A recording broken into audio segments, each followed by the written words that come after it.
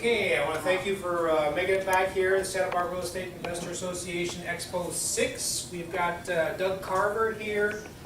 What is the name of the company? EAS Investor. Okay, this is going to be some very interesting stuff. So Doug, thank you very much for showing up. Why don't you give us a little information about who you Oh, are sure. and what you're up to? Absolutely. Like a puppet. There you go. Anyway, my name is Doug Carver. I locally from Southern California, down there outside of LA. I've been an investor now for about 13 years. I started like a lot of folks after being laid off from a corporate position. I decided that I needed to do something different, kind of take control of my own personal financial future, and jumped into the real estate game.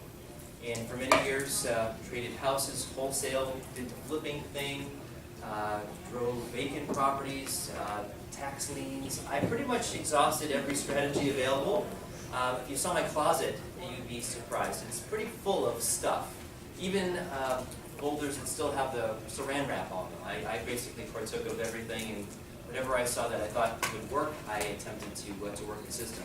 But suffice to say, I actually did find a few things that worked for quite some time until a few years ago, I saw something that really grabbed my attention that I never thought of before, that never even crossed my mind, and that is hotels.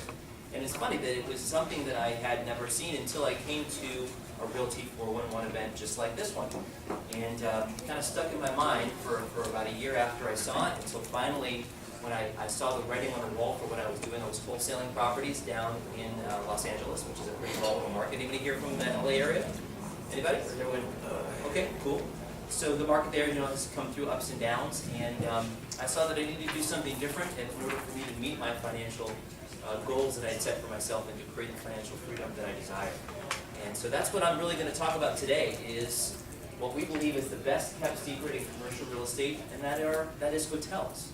And it's not what you might expect. We're not suggesting to buy a hotel like the one that we see here, but a very specific type of hotel and a very specific type of business within the hospitality industry.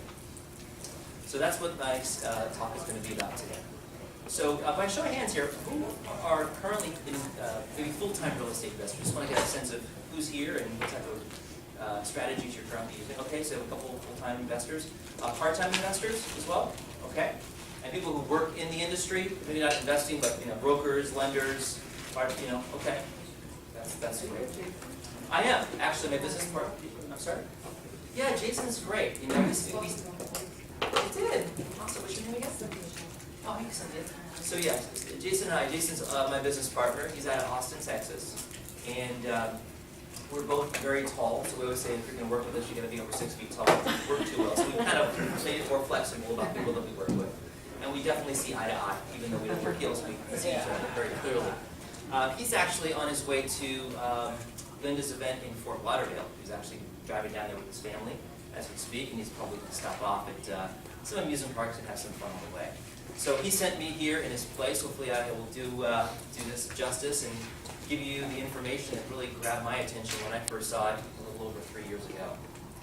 So I guess the first question really is, why do we invest in real estate? I'm going to give you some answers now. What's the reasons why you're getting in? I mean, owning homes is great. Being a landlord is just wonderful. What's the end goal? Why do we do it? Anybody have any particular reasons why they're actively involved or looking to get involved in investing? Freedom. There you go. Freedom. And what creates that freedom? Money. Money, but a specific type of money, a special flavor of money, right? Passive. Passive income, cash flow, passive cash flow income that can give us ultimately the freedom. That's what I do. It's not, the money is just a means to an end, but to get to that financial freedom that we all desire, to live the way that we want, with whom we want, with what we want. And that's what is so, I think, particularly powerful about this business. Jason always likes to say, if you take care of cash flow, the rest will take care of itself. So if you buy a property and you're cash positive, whether it's a strip mall, a residential property, a hotel apartment, if you're making money every month and there's more money than the expenses, you're generally in a good place. Even if the value of the property's gone down, even if there's issues, you're in the black. You're going to see you're going to see the next day. So that's what we really believe about the hotel business: is when you're creating enough cash flow, you will ultimately see the next day and able to see that investment through and make a really good return on your money. I'll give you a little background about myself, I explained, but I'll mostly talk about Jason's story, because that's really where this all culminated from. I said I've been an investor, mostly in residential, up to like the last 3-4 years, studied all different types of commercial real estate, self-storage facilities, apartments, strip malls, and it wasn't until I saw hotels, which I like to explain as being a bastard stepchild of an apartment were to have a illicit affair with a self-storage facility, and they gave birth to a child, it would be a hotel, or at least what we like to call an extended stay hotel, which is where we do our business. Jason was, like myself, he was a corporate employee, worked at Dell Computers for many years, doing quite well, in fact. And he does to say that one day he got a call, and it was his grandfather that had just passed away. And he needed to go to his family, he needed to go to his grandfather's funeral. So he went to his manager and asked for some time off, and they said, no, you can't go. And that kind of shook him up a little bit. You know, up to that point, he'd been doing well, things are good, but he realized really that he wasn't in control of his own life, that he was really, it has to, his manager or supervisor as to when he could leave and how he could run his life. So he started looking for some alternatives, and he got into houses, actually. He did lease options, he bought all the books and tapes like a lot of us do, and was doing quite well at that. So one day he got a call from his hard money lender. And anybody here a hard money lender? Just to know what's there? I don't want to say anything natural. Anyway, hard money lenders are great, by the way. You always want to have them on your Rolodex. And his hard money lender called him on the phone and said, hey Jason, I got the biggest piece of crap you could imagine, and I thought of you. And he said, well, thank you. I really appreciate that, giving me a call. He goes, what is it? He says, well, you have to go out and take a look at it yourself. So the woman gave him the address. It was what you're seeing right here, this property in San Angelo, Texas, which is a small town. I don't even know where it is in Texas, relatively speaking. It's middle of nowhere. And he went out to this property and realized that it was a hotel. She goes, this is a great property, it's 100 rooms. 50 of the room are not operational, but the remaining 50 are, and guess what? With those 50 rooms rented, it actually breaks even. And so, kind of thought about that for a few moments, and said, okay, sounds interesting. And he went out and took a look at it, and this is what he saw. Rundown place, absolutely disgusting, completely mismanaged, distressed, everything you could imagine. Actually, there's a picture of the lobby. You know, the roof's caving in, the front lobby smells. In fact, you know, what he found in walking through this property, which was interesting, is that a number of the rooms had specific names to them. Okay, so one of them was called the cat room. Love it. If you like cats, this is where you want to stay, right? So you'd walk up to the door, you'd open it up, and you'd flick on the lights, and all the cats would just scatter. So if you like cats, that was the room for you. There was another one that was called the butt room. Now this was not there weren't any prostitutes in this particular room, so don't get me wrong. It was the butts of cigarettes. Now this particular tenant had lived in this room for probably 4 or 5 months. His practice was to walk the property every day and pick up cigarette butts off the ground.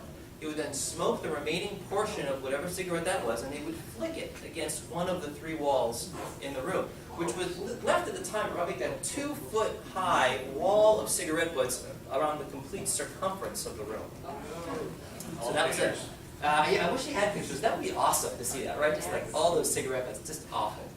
And another one was obviously the flea room, which you can imagine. You walk in there, and of course, you know, you would start to they would start jumping off the floor, and they would probably, you know, chew from like your knee down. So he realized that this was a pretty interesting place.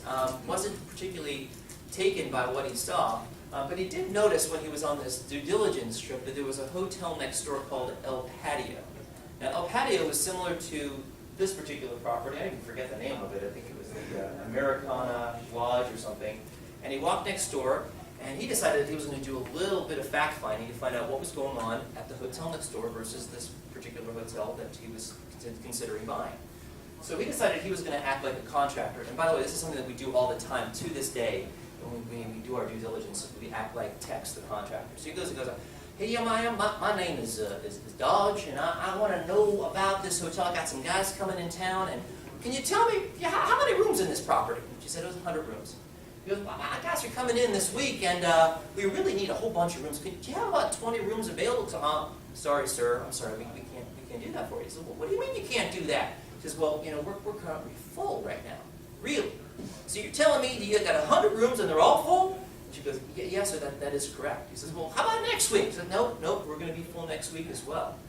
And he said, well, how often are you full? I mean, is this like all the time? So yes, sir, we are full most of the time. We usually have a few rooms that turn over on Mondays when folks, leave for over the weekend. And he goes, how much do you charge per room per day? And the woman said, well, we charge $39 a night per room. And how much do you charge per week? And she said about $179, $180 per week. So we started doing the numbers. 100 rooms, $39 per night, $179 a week, roughly about $35 of average daily rate, and realized that this property was absolutely killing it. And so I said, there's something here. This property next door is completely full at a $35 daily rate average. There's got to be some opportunity next door. And he realized when he looked at the occupancy next door, there's 50 rooms that were renting for close to $29, because it certainly wasn't in the condition. I think we have a room here. There's the front thing. This is what the rooms look like at the hotel. People were renting these things for at the hotel next door for $35 a night. That on average, that there was an opportunity that he needed to take a closer look at. So ultimately, he went ahead and decided that he was going to buy this property. He went to his local real estate investment club and told the group that he had an amazing opportunity for them, and found somebody literally to put up the full balance of funds for a down payment. I believe they purchased the property for $980,000 and put in another $500,000 in renovations. It took him roughly 8 months to get through the process of closing. There was a bunch of multiple notes that were owned by multiple investors, and some of the investors had passed away, so he was navigating a lot of issues with title. But finally he was able to close. He had to be creative, because during the process of renovation, once he did close, the inspector from the city came by and said, your pool fence is too low, we're going to shut you guys down. So of course they went to Home Depot and they strapped on some lattice, and bingo, now they were within code. They were able to close the property and actually get the property fully renovated. So here's basically what the deal looked like from him. That really was the moment that the light bulb came on for Jason, that you know what, these ugly duckling hotels that you drive by, there's something there. There's a possibility of doing quite well. So the property was purchased for about $804,000. They put in about $500,000 in repairs. It's 88 rooms. They got a mortgage for $1.25. Average expenses, including debt service, came out to $25,000 to $35,000 a month, and the average gross revenue for a month was around $50,000. So they were looking at roughly anywhere between $25,000 to up to $30,000 a month. So they were doing about, on average about $15,000 to $25,000 a month in positive cash flow. Now, why do you think there was a variation in terms of the average monthly expense on this particular property? Anybody have any ideas? Anybody? The occupancy rate. Occupancy, right? And what does occupancy affect when you have more people staying at your hotel? Gross revenue. Right, gross revenue. All right, so that's also going to affect your expenses as well. Right? You have more people at the hotel, more electricity, more gas, more room service, right? More folks, housekeepers keeping the rooms clean. Also hotter months, versus colder months, and electricity, cold air. So there's a variation, and every market's going to be a little bit different depending on the seasonality, the occupancy of that particular property. Basically, once they got it all finished out, they were hitting 80 to 90% occupancy, no problem. In fact, when they were renovating the rooms, they'd get a room up and then it would be rented out. They'd get another room up and they'd get it rented out. This was actually during 2008, 2009, which was the bottom. This was an awful time, obviously in our economy, recession hitting, people traveling not as much. So even in the worst time of our recession, they were seeing these types of results in this particular property. And what was unique about this as well is that they were also focusing on the extended stay market. And I'll bring that up here because it's a real key part of our business model. These were not folks that were traveling through San Angelo on a tourist trip. These were oil workers, contractors, folks who maybe couldn't qualify to get into an apartment.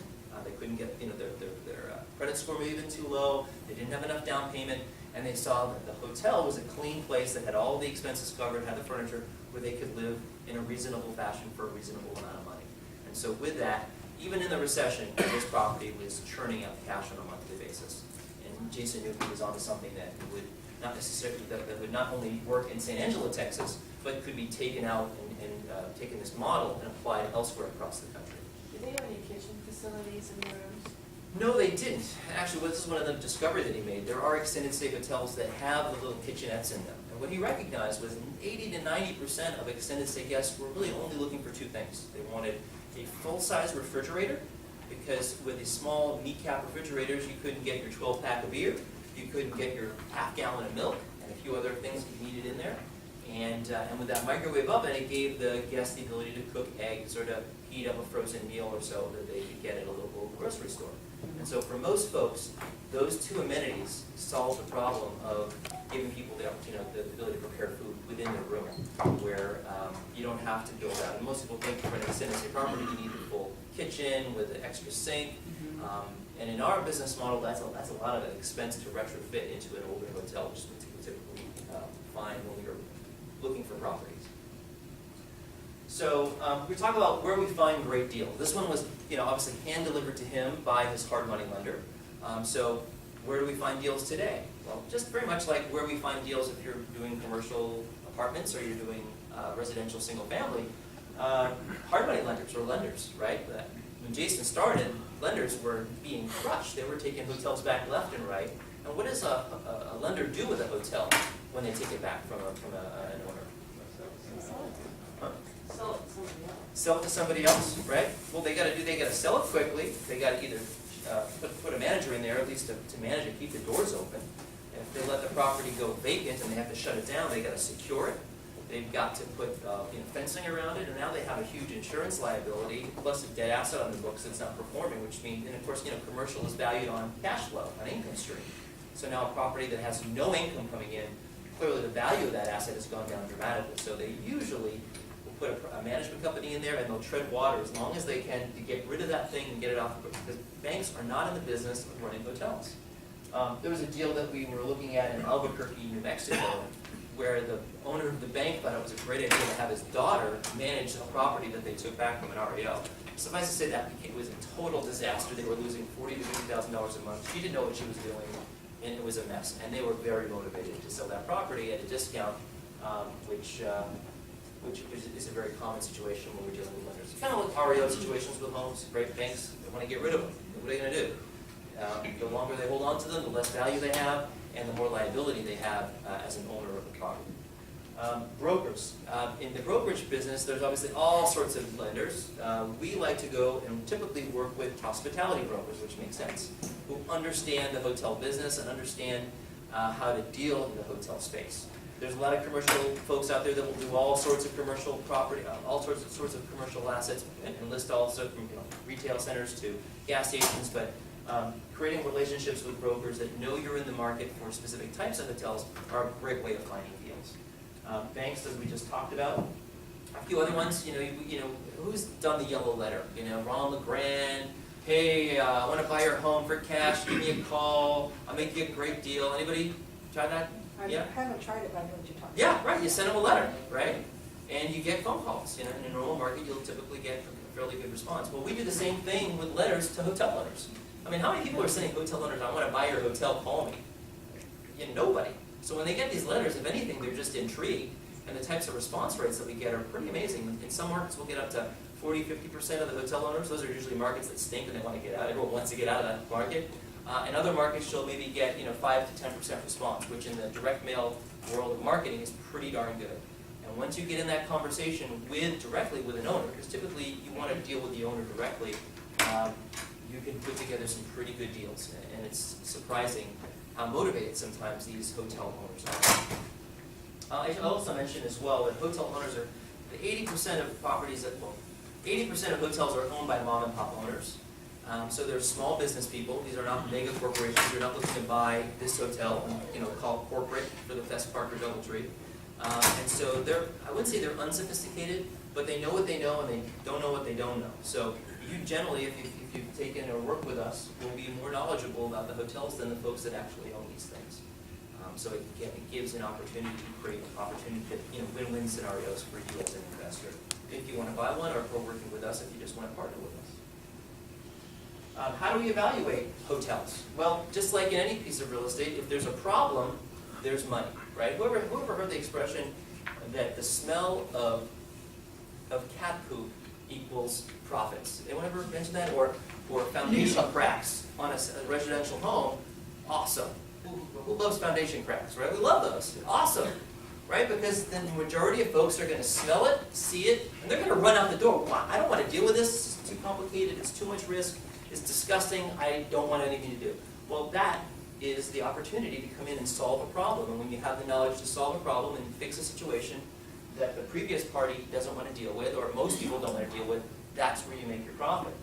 And I'll give you some examples of how these problems can actually turn into tremendous profit opportunities as hotel owners or hotel investors. We also look at something called the STAR report, which stands for Smith Travel Research. If you're anybody here an apartment investor, multi-units, right? So when you're looking at an apartment complex, what is the first thing you want to do to find out the potential of that relative to the market? Like, figuring out how this property is now and what it potentially could. What kind of information do you like to gather? Demographics, right? How about competitive market rent, right? What's it renting for next door, down the street? What do those units look like, right? Smith Travel Research is a national data collection company, and what they do is they take all of the occupancy, daily rate information from almost all of the franchise, or we call flagged hotels.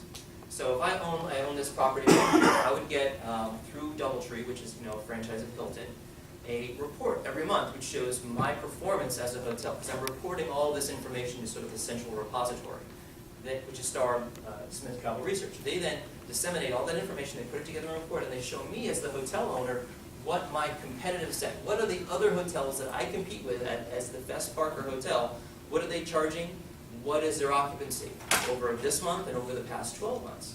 So I can see as an owner, okay, my occupancy right now is 40% this month, but it looks like the Hilton down the road, or the Sheraton down the road is at 55% occupancy. My rate on a daily basis is roughly, call it $275 a night, but the Hilton down the street is charging $245. So with that information, I can see where I sit within the context of the entire market, know if I'm underperforming or overperforming, if my rate is comparable in terms of its being competitive or not competitive. So when we can get that information and we see a hotel that, I'll give you an example, we're looking at a property in Tucson, Arizona, 145 room nights in, low end market, and the occupancy there is about 22%. They rent about 10 to 15 rooms a night out of 145. Wow. Okay? We did a survey of the market. Smith Travel Research would probably show that the competitive hotels in that area are probably at about 45 to 50% occupancy at a daily rate of roughly $35. This hotel is at $29 a night at 22% occupancy. So we know that there's an opportunity to grow that, right? If we just bring the hotel rooms at this night's in up to par with the market, then it should hit a similar occupancy. And so that's where we start looking at the potential, like you would if your property is being under-rented. It's $1,000 a month, but all the competition is at $1,500. You know that if I just get my quality up, then my rates will be able to come and meet that, and hopefully even exceed it if you put out a quality product. So that's where the STAR report really gives us a better sense of this particular property as it relates to the competition. Simple addition and subtraction. We know at the end of the day it's about how much money you put in your pocket. And with hotels, the thing that's interesting is they're not valued on a cap rate basis. We're not looking at NOI. The reason for that is these are businesses. This is real estate, but it's also a day-to-day business. And because these are mom and pop owners, they're running as much of their expenses through that hotel finances as possible. They're maybe taking salary, they're going to charge their car, their insurance, maybe they go on vacation, maybe they have these other expenses that they run. So what they're going to show at the end of the day is probably not exactly what you would show if you're running it as a business owner as opposed to a person who's inside the business running it and living that business on a day-to-day basis. So by looking at and seeing where they're spending their money, you can actually get a good idea as to what the potential of a property is by looking at those expenses and backing out those expenses that you know you can cut down, and also adding in what you know you can add in because they may be taking some things under the table. And these can very well be 40% of your business can be cash. So we don't know what all that 40% of business is showing up on the bottom line or not. Ultimately, when you buy the property, you're only going to pay for what the income is on a gross income multiplier basis. So you look at what they're earning, and then you will multiply that out by the gross income multiplier specific to a market, which nationally on average is about 3.5 times gross income, but it is market by market, right? Just so we know, Los Angeles, you're not going to buy a property for 3.5 times gross income. Probably if it's in Santa Monica, probably to 7 times. And in other markets like Tucson, we're looking at a property where, you know, we're getting it for, well, actually, maybe that's not a good example, but less than 2. Okay, so every market's going to be different, every property is different, but just like cap rate, you have to look at the market cap to give you an idea as to where the values of hotels are. And then finally, motivated seller. I mean, we know that this goes for hotels, apartments, single family. If there's no motivation, there's probably not a deal, right? They don't want to sell the property. They need to sell the property. And when you're talking to whether it be the broker or ultimately, hopefully, you're talking to the seller. I'm sorry. 5 more minutes? Oh gosh, I better jam then. Yeah, we got the one who was late showing up finally, so Or now. we're just trying to get back Okay. to schedule. So, you know, if it takes a little bit more than 5, that's okay, but we're trying to. So we're gonna have to go to hyper speed mode. Yeah. How long have I been talking for? Not very long. Okay, maybe. I mean, since. Okay, so let's go. So, Days in Brunswick, I just want to give you a sense of what a deal. 5 minutes, boy, I should probably fast forward here. This is a property that was owned by an owner that had 4 properties, and in the height of the market, back in 2007, it would be great to refinance and buy 5 more. So we leveraged the hell out of this one, bought 4 more properties, and when the market tanked, started to steal from this property so we could keep all his other properties alive. So Jason would go into this property when he saw it originally and realized that something was wrong. I guess we'd come to the front door of this guest check-in, and they'd ask, can I check in? And the lady would say, I'm sorry, we can't take your credit card. Well, what do you mean? Well, our credit card machine is broken. Okay, just go across the street to the ATM, take out the cash, bring it back over, and we'll be happy to rent your room.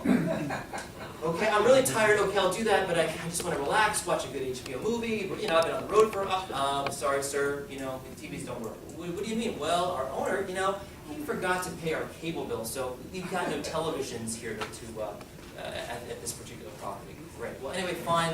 Just put me in the room. I don't care. I want to go to sleep.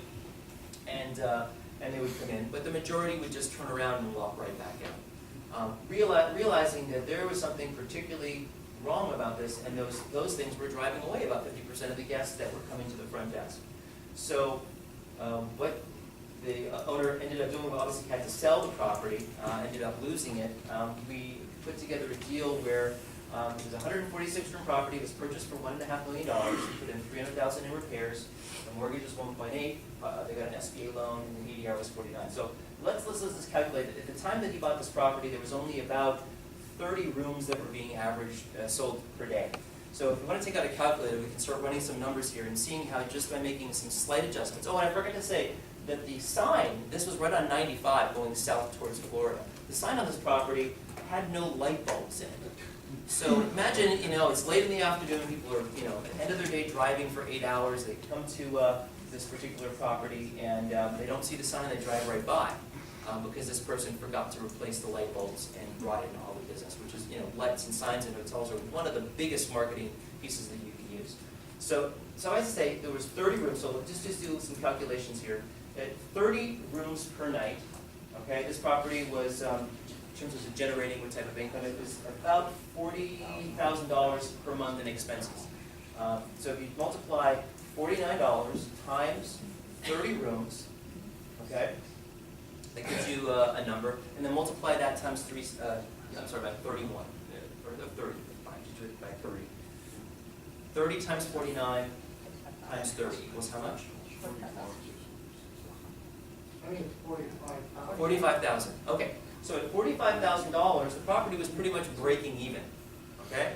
Now, if we were to come in, and the market, by the way, on this particular property, the STAR report showed that in this area, properties were at 50% occupancy. So let's just say we don't do 50% occupancy, we do 40% occupancy. So it's 40% of 146. Someone want to do that in terms of how many rooms they would be renting out at 40% occupancy. Roughly 60. 60. So 60 rooms times $49 equals, then we're going to calculate what the gross income is per month, right? Times 30. So that's 30 days of 40% occupancy. $90,000. Okay, so At $90,000, you're at 40% occupancy. We're not even at market rate, which is 50%. We got $90,000. Now, at 45, it's probably going to go up because, as we say, expenses will go up and fluctuate when there's more people, there's more electricity, there's more staff that we need to pay for. So let's just say it goes up to $60,000. We add an additional $15,000 to our bottom line expenses. So our nut on this property is 60 grand a month in expenses. Now, at 40% occupancy, at the same ADR, we're doing $30,000 a month in positive cash flow. Okay? So let's just say we just do what the market's doing. We do 50%. You know, we get our rooms up, we clean them up a little bit. Again, we're not looking to reinvent the wheel. So